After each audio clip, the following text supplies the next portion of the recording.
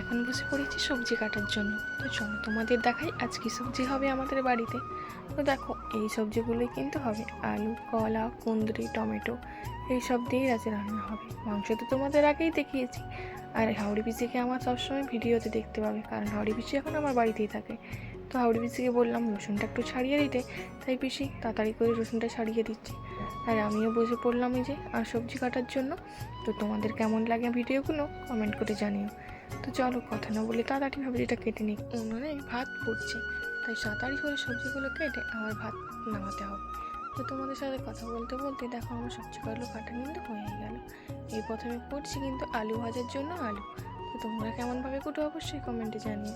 তো তাড়াতাড়ি করে সবজিগুলো কিন্তু কাটাই হয়ে গেল। চলো তোমাদের দেখাই কীভাবে সবজিগুলো কেটেছি। তো দেখো সব সবজিগুলো কিন্তু কাটা আমার কমপ্লিট হয়ে গেছে। এখানে টমেটো চাটনি হবে, কলা ভাজা, কুঁদরি ভাজা, আলু ভাজা আর মাংস। তো আমাদের আইটেমটা আজকে তোমাদের কেমন লাগলো অবশ্যই কিন্তু কমেন্টে জানিও।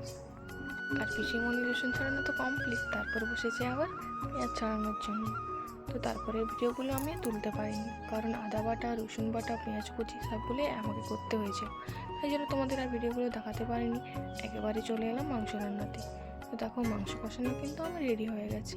তো দেখো কেমন হয়েছে কিন্তু কমেন্টে জানিও। দেখে কেমন লাগছে তোমাদের বলো। তো দেখো তারপরে কিন্তু একেবারে রান্না শেষে চলে এলাম। তো সব রান্না কিন্তু আমার কমপ্লিট। চলো তোমাদের একবার দেখিয়ে দিই।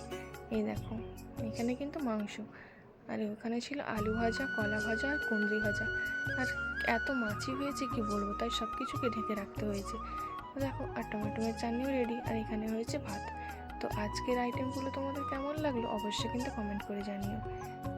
আর দেখো সবশেষে কিন্তু আমি সবাইকে খেতে দেওয়ার জন্য বসে পড়েছি। তো এই ভিডিওটা এখানে পর্যন্ত, ও দেখা হচ্ছে নেক্সট ভিডিওতে।